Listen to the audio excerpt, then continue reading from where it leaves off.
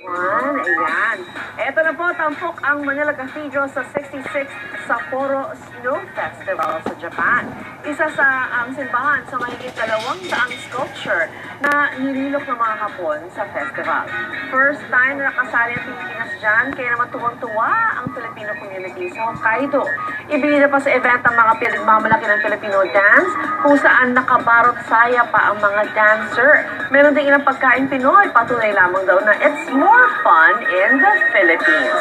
Tampok din sa festival ang iba pang snow structures tulad ng Star Wars at Japanese pagoda.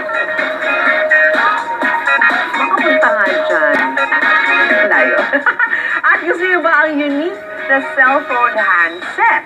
Sa isang imbensyon sa London, pwede nang i-personalize ang handset sa pamagitan ng pag-print ng sarili niyong 2D or 3D design. Ayon sa inventor na yan, pwedeng gumuhit ang sariling disenyo.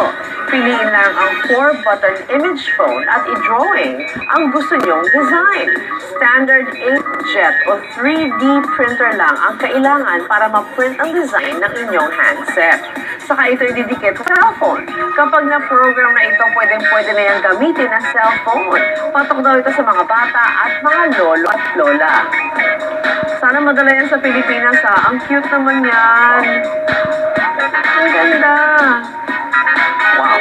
Anyway, mga Flashback Friday ang nagaganap ngayon sa Santa Ana, Maynila. Ginugulita roon ang ika-70 anibersaryo ng Sigaw ng Batingaw. Nakikiisa sa selebrasyon sina Suzy at Arn. Good morning, guys!